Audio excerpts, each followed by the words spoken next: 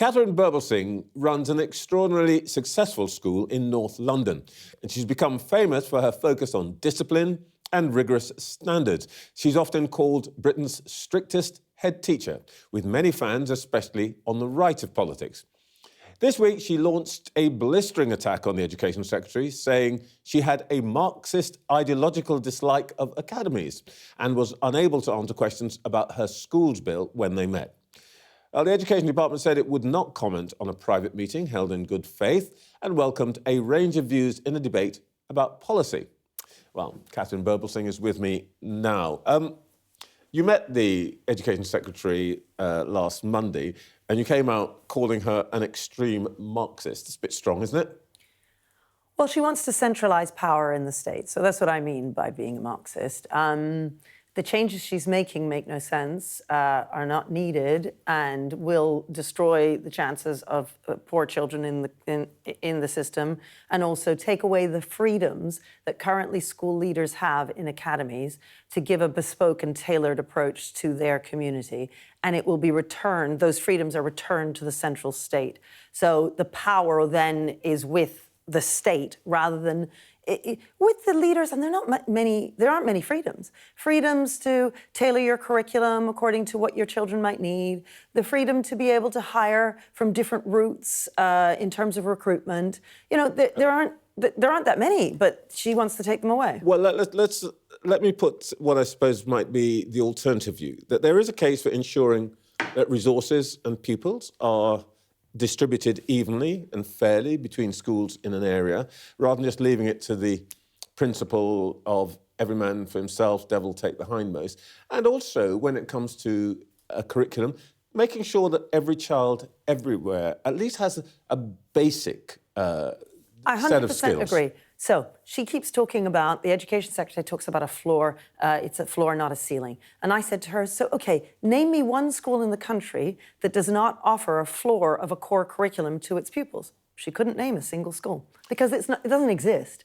The other thing I said is, what would you say to a mum who's desperate to get her child into a good school, and the places at that good school have been reduced thanks to Clause 50 in this bill, and we've increased the places at the other school that the parent doesn't want their child to go to, but now there are no places in the school that you want your child to go to because the good schools simply have fewer places, which means the good schools have less money, fewer teachers.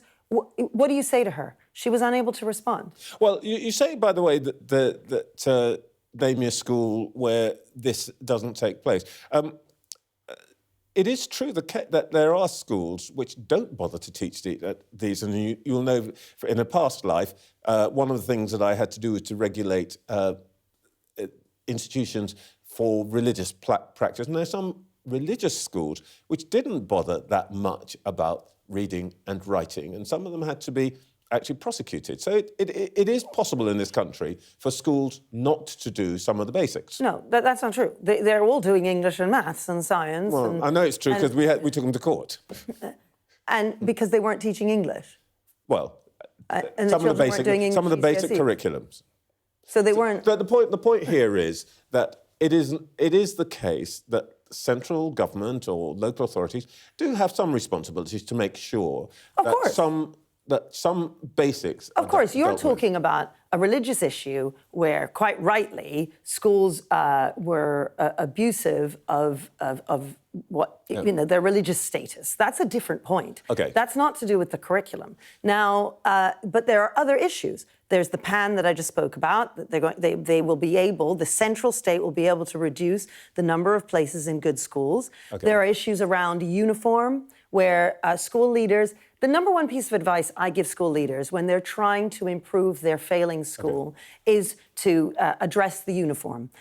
Broken windows theory, it would take me a long time to go into it. I understand that. But the fact is, it's the number one way in which you turn around a failing school. All right. Schools will not be able to do that if this bill goes through. I don't want to reduce this to a personality thing, but you've obviously had this clash with the Education Secretary.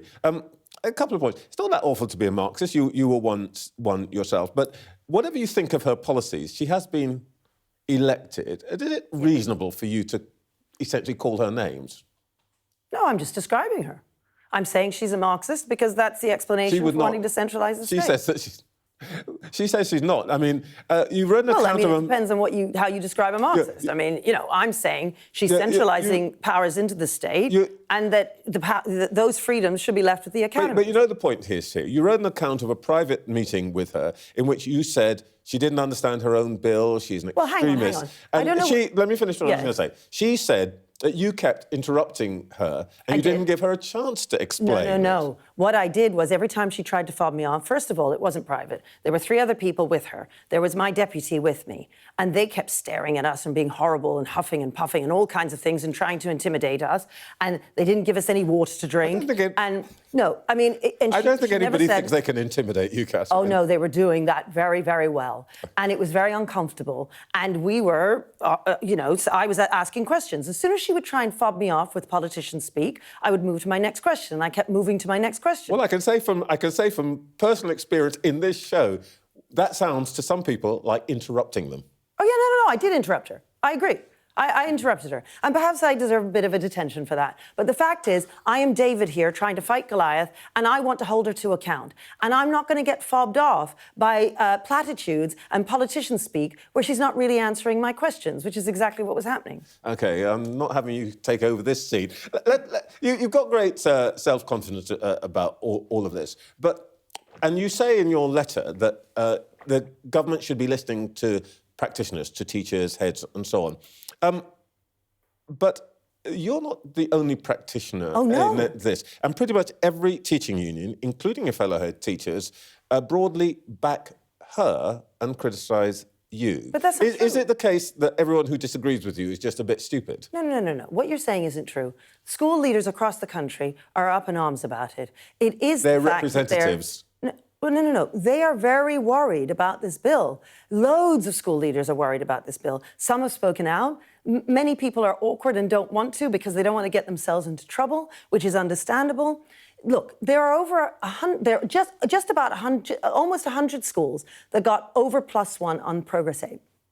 Excellent schools in this country. That is a measure of how much a child has improved between year 7 and year 11. That's right. Now, you would have expected the Secretary of State to have gone to visit one of these schools. She hasn't been to visit one of them. I asked her in the meeting. She was unable to name one. Then yesterday, somebody sent me an FOI they'd done of the schools that she's visited. She hasn't visited a single one of those nearly 100 schools that have got a +1 on their Progress Aid. Now, the fact is, I think it's just incumbent on the Secretary of State to be visiting excellent schools and learning from those school leaders who are all very worried about this bill. Well, we asked the Department for Education what their response was. They said they wouldn't give you, they wouldn't comment on a private meeting. Just very briefly, Catherine, is there a thing here about your school, which is obviously very special?